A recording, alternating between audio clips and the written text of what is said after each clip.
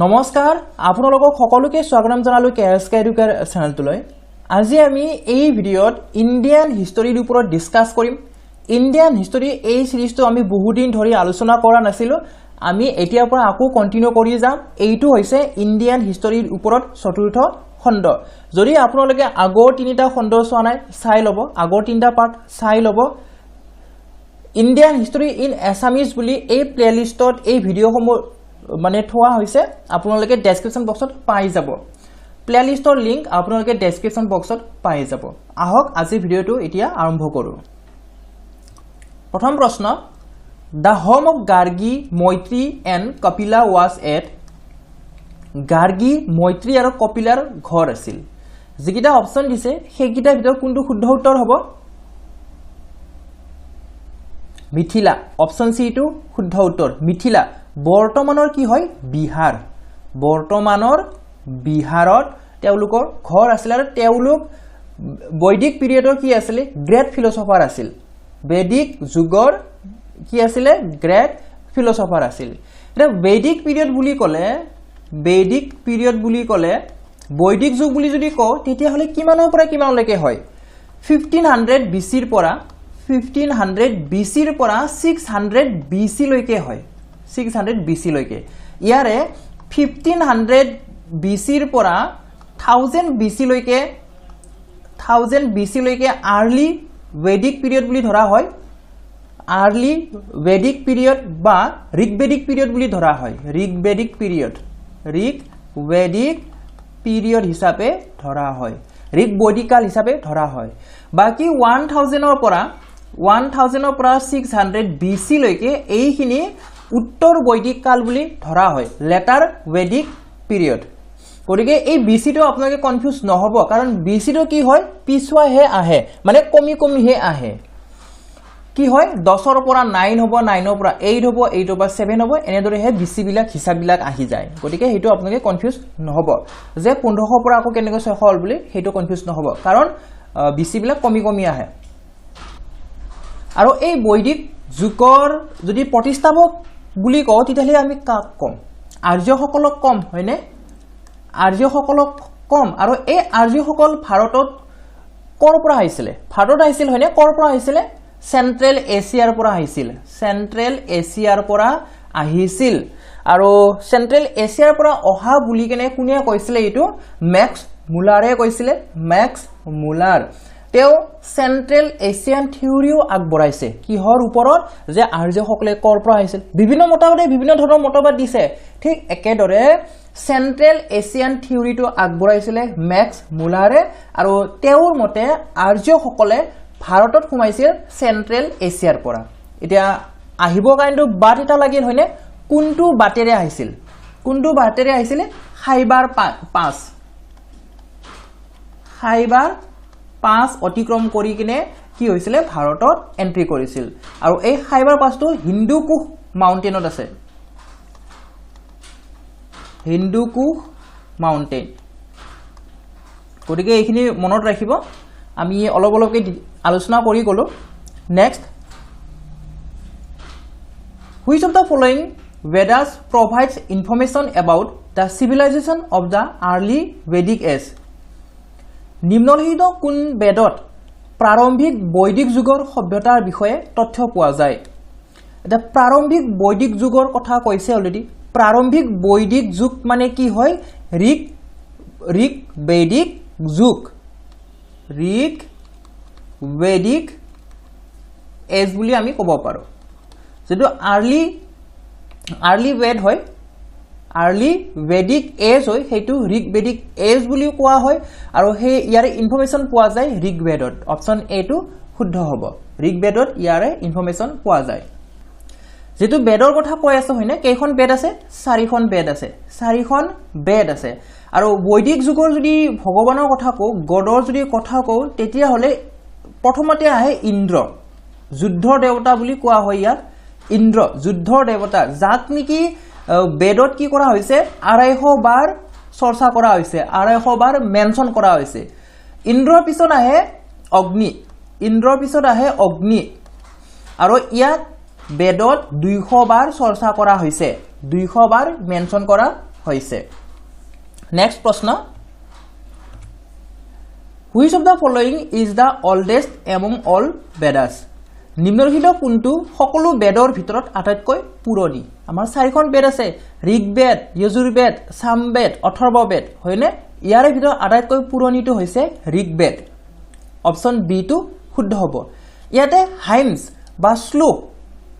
বা ৰাইমিং বুলিও ক'ব পাৰি হাইমছ কিমানটা আছে 128টা হাইম আছে আৰু ইয়াক 10টা মণ্ডলত ভাগ কৰা হৈছে 10 মণ্ডল বা 10 বুকত ইয়াক কি কৰা হৈছে ভাগ কৰা হৈছে আৰু ঋগবেদৰ কথা যদি কও তেতিয়ালে ঋগবেদ কি হয় oldest text হয় oldest text হৈছে ঋগবেদ নেক্সট দক্ষিণ ভাৰতক আৰ্যীকৃত কৰা বুলি কোনজন ঋষিক কোৱা হয় মানে কোনজন ঋষিয়ে দক্ষিণ ভাৰতত আৰ্য প্ৰচাৰ কৰিছিল আৰ্যীকৃত মানে হৈছে আৰ্য প্ৰচাৰ কৰিছিল যিকিটা অপচন দিছে ইয়াৰে ভিতৰত কোনটো শুদ্ধ উত্তৰ হ'ব option C to correct answer Agastya মুনিয়ে দক্ষিণ ভাৰতত কি কৰিছিলে আৰ্যীকৃত কৰিছিলে next The origin of Indian music can be traced to which of the following Veda? ভাৰতীয় সংগীতৰ উৎপত্তি নিম্নলিখিত কোন বেদত বিচাৰি উলিয়াব পাৰি এতিয়া চাৰিখন বেদ আছে ইয়াৰে কোনখন বেদ ভাৰতীয় সংগীতৰ লগত জড়িত হৈ আছে বা ভাৰতৰ যি ক্লাসিক্যাল মিউজিক আছে হে ক্লাসিক্যাল মিউজিকটো কোনটো বেদৰ পৰাই উৎপত্তি হৈছে কোনটো হ'ব option B is the right answer Samaveda option B টো শুদ্ধ হ'ব সামবেদ ভাৰতীয় সংগীতৰ উৎপত্তি সামবেদৰ পৰাই হৈছে আৰু সামবেদক কি বুলি কোৱা হয় বুক অফ সান্স বুলিও কোৱা হয় বুক অফ সান্স বুলিও কোৱা হয় next The earliest settlements of Aryan tribes were at আৰ্যসকলে প্ৰথমে থিতাপি লৈছিল আৰ্যসকলে প্ৰথমে ক'ত থিতাপি লৈছিল সেন্ট্ৰেল এছিয়াৰ পৰা আহিছিল হয়নে সেন্ট্ৰেল এছিয়াৰ পৰা আহিছিল কোনফালে আহিছিল খাইবাৰ পাছেৰে আহি কেনে সেন্ট্ৰেল এছিয়াৰ পৰা খাইবাৰ পাছেৰে আহি কেনে ভাৰতৰ ক'ত থিতাপি লৈছিল সপ্ত সিন্ধুত থিতাপি লৈছিল প্ৰথমে সপ্ত সিন্ধু গটিকে কোনটো কাৰেক্ট আনসাৰ হ'ব option C is the right answer আৰ্যসকলে প্ৰথমে সপ্ত সিন্ধুত থিতাপি লৈছিল next the word Veda means Veda শব্দৰ অৰ্থটি কি হয় বেদৰ অৰ্থ মানে কি হয় যিকিটা অপচন দিছে সেইকিটা কোনটো কাৰেক্ট আনসাৰ হ'ব নলেজ অপচন এ টো শুদ্ধ হ'ব জ্ঞান বেদ মানে হৈছে জ্ঞান নেক্সট প্ৰশ্ন Which metal was first used by the Vedic people বৈদিক যুগৰ লোকসকলে প্ৰথমে কি ধাতু ব্যৱহাৰ কৰিছিল যিকিটা অপচন দিছে সেইকিটা কোনটো কাৰেক্ট আনসাৰ হ'ব অপচন ডি কপাৰটো হৈছে শুদ্ধ উত্তৰ বৈদিক যুগৰ লোকসকলে মানুহসকলে কপাৰ ধাতুটো প্ৰথমে ব্যৱহাৰ কৰিছিল ইয়াৰ ভিতৰত আইৰণটো প্ৰথমতে হিহতে ব্যৱহাৰটো জনা নাছিলে বা আইৰণ প্ৰথমে আৱিষ্কাৰ হোৱা নাছিলে কিন্তু লেটাৰ ভেদিক এজত কিন্তু আইৰণৰো ব্যৱহাৰ দেখা যায় লেটাৰ ভেদিক এজৰ শেষৰ ফালে কি হৈছিল আইৰণ আৱিষ্কাৰ হৈছিল কিন্তু আৰ্লি ভেদিক এজৰ কথা যদি কথা কও আৰ্লি ভেদিক এজ তেতিয়া কিন্তু আইৰণটো আৱিষ্কাৰ হোৱা নাছিলে next The crop which was not known to Vedic people is বৈদিক লোকসকলে দেশ শস্য জনা নাছিলে যিকিটা অপচন দিছে সেইকিটা ভিতৰত কোনটো কাৰেক্ট আনসাৰ হ'ব টবেক অপচন ডি টো কাৰেক্ট আনসাৰ হ'ব বৈদিক লোকসকলে টবেকৰ শস্য জনা নাছিলে বা খেতি জনা নাছিলে টবেকৰ শস্য কেনেদৰে কৰিব লাগে মানে খেতি কেনেদৰে কৰিব লাগে সেই বিষয়ে তেওঁলোকে জনা নাছিল ইয়াৰ ভিতৰত বাৰ্লি আৰু হুইটটো বহুত মানে পোৱা যায় মানে বহুত খেতি কৰিছিলে বেছিকৈ বাৰ্লি আৰু হুইটৰ খেতি কৰিছিলে কিন্তু ৰাইচ যে খেতি কৰিছিলে ইয়াৰে এভিডেন্সও পোৱা গৈছে লথাল আৰু ৰংপুৰত ইয়াৰো এভিডেন্স পোৱা গৈছে next The first grammarian of the Sanskrit language was সংস্কৃত ভাষাৰ প্ৰথম ব্যাকৰণবিদ আছিল সংস্কৃত ভাষাৰ প্ৰথম ব্যাকৰণ কোনে ৰচনা কৰিছিলে পাণিনিয়ে ৰচনা কৰিছিল অপচন ডি টু শুদ্ধ হ'ব আৰু ইয়াৰে যিখন ব্যাকৰণ আছিল সেই ব্যাকৰণখনৰ নাম হৈছে অষ্টাধ্যায়ী এটো মনত ৰাখিব আৰু এটো টেট বিলাকৰ কাৰণে বহুত ইম্পৰ্টেন্ট কোৱেশ্চন হয় টেট পৰীক্ষাৰ্থীসকলৰ কাৰণে বহুত ইম্পৰ্টেন্ট কোৱেশ্চন হয় এটো কাৰণ অকল সংস্কৃত ভাষা বুলি নহয় বিশ্বৰ প্ৰথম ব্যাকৰণে হৈছে অষ্টাধ্যায়ী যাক নেকি ৰচনা কৰিছিল পাণিনিয়ে next Which one of the following Vedas contains sacrificial formulae নিম্নলিখিত কোনটো বেদত বলিৰ সূত্ৰ আছে বলি বিধানৰ নিয়ম বিলাক বা বলি বিধানৰ সূত্ৰ বিলাক কোনটো বেদত পোৱা যায় চাৰিখন বেদৰ নাম দিয়া আছে ইয়াতে ইয়াৰ ভিতৰত কোনটো শুদ্ধ উত্তৰ হ'ব অপচন সি যজুৰবেদত বলি বিধানৰ সূত্ৰ পোৱা যায় বা বলি বিধানৰ যিখিনি মানে মন্ত্ৰ হয় পোৱা যায় নেক্সট বিখ্যাত গায়ত্ৰী মন্ত্ৰ কৰ পৰা লোৱা হৈছিল বা কৰ পৰা লোৱা হৈছে from where the famous Gayatri মন্ত্ৰ was taken বিখ্যাত গায়ত্ৰী মন্ত্ৰ কোনটো গায়ত্ৰী মন্ত্ৰ হয় ওম ভূৰ্ভুৱঃ স্বাহা হয়নে সেই গায়ত্ৰী মন্ত্ৰটো কৰ পৰা লোৱা হৈছে কোনখন বেদৰ পৰা লোৱা হৈছে যিকিটা অপচন দিয়া আছে ইয়াৰ ভিতৰত কোনটো কাৰেক্ট আনসাৰ হ'ব Rigveda option C is the right answer আৰু এই গায়ত্ৰী মন্ত্ৰ কোনে ৰচনা কৰিছিলে বিশ্বমিত্ৰই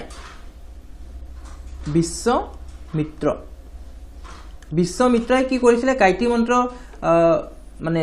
ৰচনা কৰিছিলে কাক উদ্দেশ্যে ৰচনা কৰিছে সাবিত্ৰীৰ কাৰণে ৰচনা কৰিছে আৰু এইটো লিখা আছে থাৰ্ড মণ্ডল 10টা মণ্ডল থকা বুলি কৈছিল হয়নে ঋগবেদত 10টা মণ্ডল আছে 10টা মণ্ডলত ভাগ কৰা হৈছে ইয়াৰে থাৰ্ড মণ্ডলত কি কৰা হৈছে থাৰ্ড মণ্ডলত বিশ্বমিত্ৰাই সাবিত্ৰী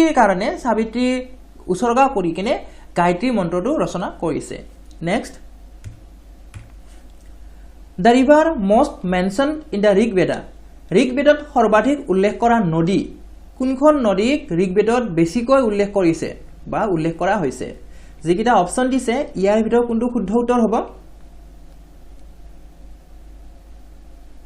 অপচন এ সিন্ধু বা সিন্ধু অসমীয়াটো লিখি দিছো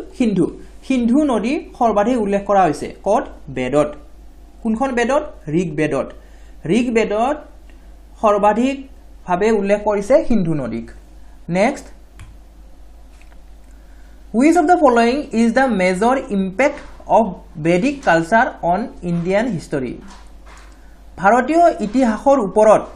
বৈদিক সংস্কৃতিৰ মুখ্য প্ৰভাৱ নিম্নলিখিত কোনটো মুখ্য প্ৰভাৱ বুলি কৈছে মেজৰ ইম্পেক্টৰ কথা কৈছে এটা যেতিয়া নেকি আৰ্যসকল ভাৰতত আহিছিলে বা বৈদিক যুগ আৰম্ভ হৈ গৈছিলে তেতিয়া কি হৈছিল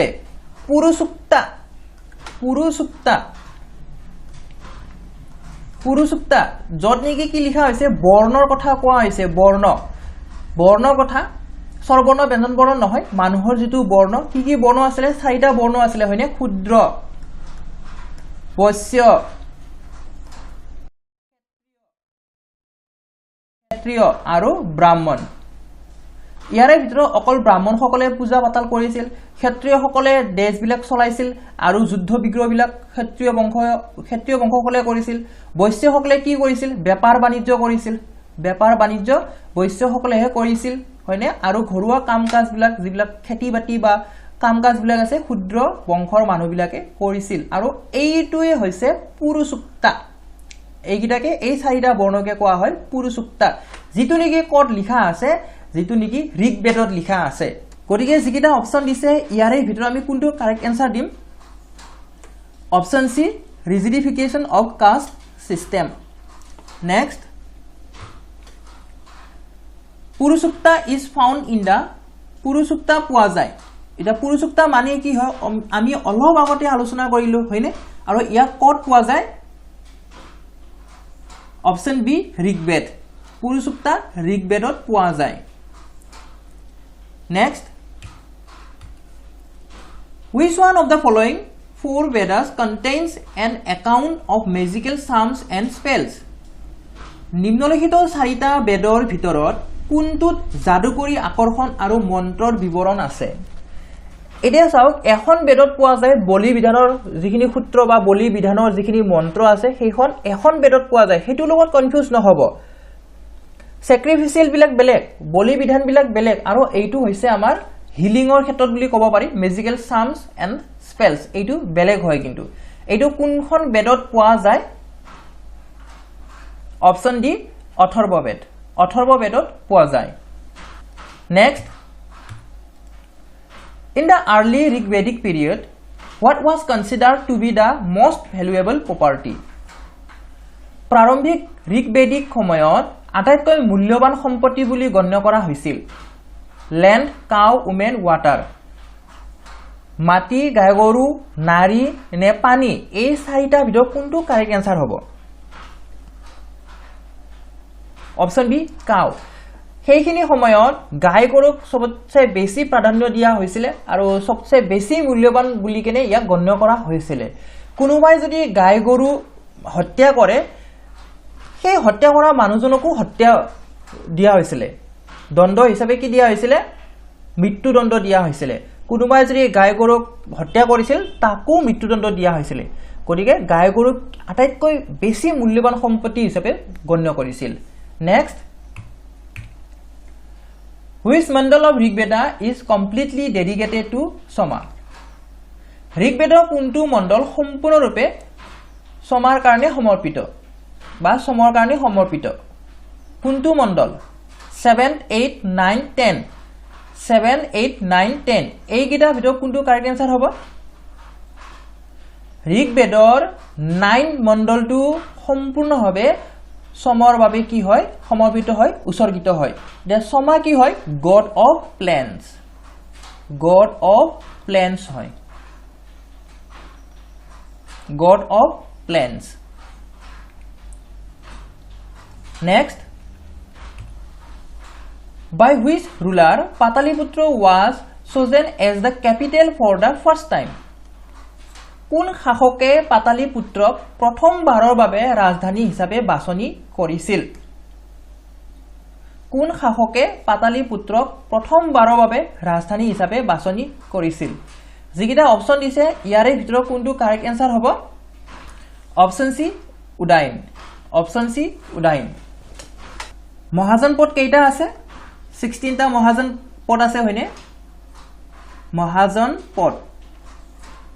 16 টা মহাজন পদ আছে ইয়াৰে ভিতৰত মগধ ৰাজ্যৰ থাৰ্ড ৰুলাৰ আছিল উদাইন মগধ ৰাজ্যৰ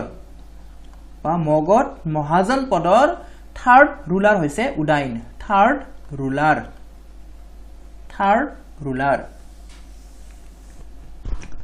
তেতিয়াহলে এই মগধ ৰাজ্যৰ প্ৰথম ৰুলাৰ কোন হয় বা প্ৰতিষ্ঠাপক কোন হয় প্ৰতিষ্ঠাপক হৈছে বিম্বিসাৰা মগধ ৰাজ্যৰ প্ৰতিষ্ঠাপক হৈছে বিম্বিসাৰাক হত্যা কৰিছে নিজ পুত্ৰ অজাতশত্ৰুৱে হত্যা কৰিছে অজাতশত্ৰুৱে কি কৰিছে নিজ পিতৃক বিম্বিসাৰাক হত্যা কৰি কেনে মগধ ৰাজ্য কি হৈছিল শাসক হৈছিল সেই মৰ্মে অজাতশত্ৰুকো নিজ পুত্ৰৰ হত্যা কৰিছে আৰু তেওঁ হৈছে উদাইন আৰু এই উদাইনে হৈছে থাৰ্ড ৰুলাৰ যিয়ে নেকি কি কৰিছে পাতালিপুত্ৰক প্ৰথমবাৰৰ বাবে ৰাজধানী হিচাপে গণ্য কৰিছিল ইয়াৰ আগতে পাতালিপুত্ৰৰ ৰাজধানী হোৱাৰ আগতে ৰাজধানী আছিল ৰাজধানী কি আছিল প্ৰথম ৰাজধানী আছিল ৰাজগৃহ নেক্সট খ্ৰীষ্টপূৰ্ব 6ষ্ঠ শতিকাৰ 16খন মহাজন পদৰ বৰ্ণনা বৌদ্ধ ধৰ্মৰ দেশত পোৱা যায় which Buddhist text described 16 Mahajan Padas of 6th century BC ক'ত পোৱা যায় যিকিটা অপচন দিছে ইয়াৰে ভিতৰত কোনটো কাৰেক্ট আনসাৰ হ'ব Anguttara Nikaya option D is the right answer খ্ৰীষ্টপূৰ্ব 6ষ্ঠ শতিকাৰ 16 জন মহাজন পদৰ খ্ৰীষ্টপূৰ্ব 6ষ্ঠ শতিকাৰ 16 খন মহাজন পদৰ বৰ্ণনা বৌদ্ধ ধৰ্মৰ অংগুটাৰ নিকায়াত পোৱা যায় next Which is the first capital of Magad? Magadhor prothom rajdhani. Moi olop agote kolu hoine Magadhor prothom rajdhani ki hoy? Kintu confuse no hobo. Yate kintu optionot moi olop agote koato olop beleg asile yate olop beleg hoy. Kintu eketai hoy ultimately. Giri Varja. Option C tu shuddho hobo Giri Varja. Ja koa hoy Rajgriho. Aneta naam ase Rajgriho. Rajgriho. মগধৰ প্ৰথম ৰাজধানী আছিল ৰাজগৃহ যাক নেকি প্ৰতিষ্ঠা কৰিছিল কোনে বিম্বিসাৰাই প্ৰতিষ্ঠা কৰিছিল বিম্বিসাৰা আৰু এই মগধে আছিলে 16 খন যিখন মহাজন পদ আছে 16 মহাজন পদৰ আটাইতকৈ ষ্ট্ৰং আছিল মগধ হেতু কাৰণে মগধৰ ওপৰত বেছিকৈ কোৱেশ্চন অহা দেখা যায় নেক্সট হু ফাউণ্ডেড পাটালিপুত্ৰ কোনে প্ৰতিষ্ঠা কৰিছিল এটা পাটালিপুত্ৰ কোনে ৰাজধানী হিচাপে স্থাপন কৰিছিল হেতুৱে উত্তৰ হ'ব হয়নে তো অপশন এ টু শুদ্ধ হ'ব উদাইন পাটালিপুত্ৰ উদাইনে স্থাপন কৰিছিল next Which early ruler of Magad murdered his father to ascend the throne and in return was murdered by his own son মগধৰ কোন প্ৰাৰম্ভিক শাসকে সিংহাসনত উঠিবলৈ তেওঁৰ দেউতাকক হত্যা কৰিছিল আৰু তাৰ পৰিৱৰ্তে তেওঁৰ নিজৰ পুত্ৰই হত্যা কৰিছিল আগতে কলো ইটো হয়নে উত্তৰটো কি হ'ব অপচন বি আজাদ শত্ৰুৱে তেওঁৰ নিজৰ পিতৃ বিম্বিসাৰাক কি কৰিছিল হত্যা কৰি কেনে নিজে সিংহাসনত বহিছিল আৰু পিছত আজাদ শত্ৰুকো নিজৰ পুত্ৰই হত্যা কৰিছিল উদাইনে হত্যা কৰি কেনে কি কৰিছিল ৰাজ সিংহাসনত বহিছিল গতিকে আমি অপচন বি টো শুদ্ধ দিম next Mahajanpada situated on the bank of river Godavari was Godavari নদীৰ পাৰত অৱস্থিত মহাজনপদ আছিল এই কোৱেশ্চনটো এই কাৰণে বেছিভাগ পৰীক্ষাত অহা দেখা যায় কাৰণ সাউথ ইণ্ডিয়াত এইটোই একমাত্ৰ কি আছিল মহাজনপদ আছিল দক্ষিণ ভাৰত ফালে থকা একমাত্ৰ মহাজনপদ যেটো নেকি গোদাৱৰী নদীৰ পাৰত আছিল কোনটো কাৰেক্ট আনসাৰ হ'ব আসকা কেতিয়াবা আসমক বুলিও থাকে আসকা বা আসমক হৈছে গোদাৱৰী নদীৰ পাৰত অৱস্থিত মহাজনপদ এতিয়া আইছো আজিৰ ভিডিওৰ অন্তিমটো প্ৰশ্নলৈ Who was the founder of Nanda dynasty? Nanda ৰাজবংশৰ প্ৰতিষ্ঠাপক কোন আছিল কোনটো শুদ্ধ উত্তৰ হ'ব অপচন বি মহাপদ্মানন্দই নন্দ ৰাজবংশৰ প্ৰতিষ্ঠা কৰিছিল শিশুনাগ ডাইনেষ্টি যদি কথা কও শিশুনাগ ডাইনেষ্টি প্ৰতিস্থাপন কৰিছিল শিশুনাগে ইয়াৰ পিছত ইয়াৰ শিশুনাগ যেটো ৰাজবংশ আছিল ডাইনেষ্টি আছিল ইয়াৰ লাষ্ট ৰুলাৰ কোন আছিল লাষ্ট আছিল নন্দী বৰ্মন আছিল ইয়াৰ লাষ্ট ৰুলাৰ যাক নেকি কোনে হত্যা কৰিছে ইয়াক মহাপদ্মানন্দই হত্যা কৰিছে মহাপদ্মানন্দ কিন্তু কি আছিল মহাপদ্মানন্দ কিন্তু ক্ষুদ্ৰ বংশৰে আছিল ৰাজবংশ নাছিল ৰাজবংশৰ যিমানবিলাক ৰজা ধৰণৰ বা ৰাজকুমাৰ বিলাক আছে তেওঁলোকক হত্যা কৰি কেনে কি কৰিছে মহাপদ্মানন্দই ৰাজসিংহাসনত বহিছে আৰু নাম দিছে নন্দ ৰাজবংশ নাম কি দিছে নন্দ ৰাজবংশ আৰু এই নন্দ ৰাজবংশৰ লাষ্ট যিজন ৰুলাৰ আছিল শাসক আছিল তেওঁ আছে ধনানন্দ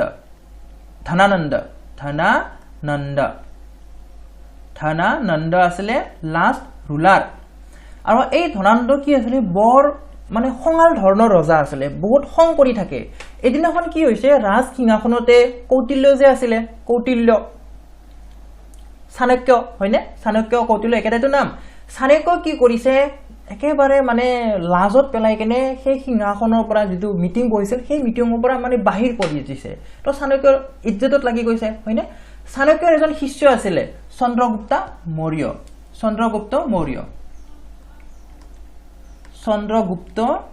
মৌৰ্য আৰু এই চন্দ্ৰগুপ্ত মৌৰ্যৰ লগত লগ লাগি কেনে চাণক্যই কি কৰিছে বা চন্দ্ৰগুপ্তই কি কৰিছে এই ধনানন্দক হত্যা কৰিছে বা ধনানন্দক পৰাস্ত কৰিছে তাৰে পিছতে আৰম্ভ হৈছে কি মৌৰ্য সাম্ৰাজ্য আৰম্ভ হৈছে গতিকে এইখিনি মনত ৰাখিব শিশুনাগ ডাইনেষ্টিৰ প্ৰতিষ্ঠাপক আছিল শিশুনাগ আৰু ইয়াৰে লাষ্ট ৰুলাৰ হৈছে নন্দী বৰ্মন যাক নেকি হত্যা কৰিছে মহাপদ্মানন্দই হত্যা কৰি সেই নামটো দিতে শিশুনাগ হৈ থকা নাই হয়নে কি হৈ গল নন্দ ৰাজবংশ হৈ গল নন্দ ডাইনেষ্টি হৈ গল আৰু এই নন্দ ডাইনেষ্টিৰ লাষ্ট যিজন ৰুলাৰ হয় তেওঁ হৈছে ধনানন্দ আৰু এই ধনানন্দ বহুত খঙাল আছিল আৰু এবাৰ কি হৈছে ৰাজ দৰবাৰৰ পৰা মিটিং বুলিও কলো মিটিঙৰ পৰা চাণক্যক মানে অপমান কৰি বাহিৰ কৰি দিছে আৰু তাৰে ফলস্বৰূপে কি হৈছে চাণক্য আৰু চন্দ্ৰগুপ্ত যেটো চন্দ্ৰগুপ্ত প্ৰিয় শিষ্য আছিল চাণক্যৰ দুই মিলি কেনে ধনানন্দক কি কৰে হত্যা কৰে বা পৰাস্ত কৰি কেনে তাৰে পিছতে আৰম্ভ হৈ যায় মৌৰ্য সাম্ৰাজ্য আজিৰ ভিডিওটো আমি ইমানতে সামৰণি মাৰিম যদি ভিডিওটো ভাল পালে তেতিয়া হলে লাইক কৰিব বন্ধুবৰ্গৰ সৈতে শেয়াৰ কৰিব আৰু যদি আমাৰ চেনেলটো এতিয়ালৈকে সাবস্ক্ৰাইব কৰা নাই সাবস্ক্ৰাইব কৰি লব ভিডিওটো শেষলৈ চোৱাৰ বাবে ধন্যবাদ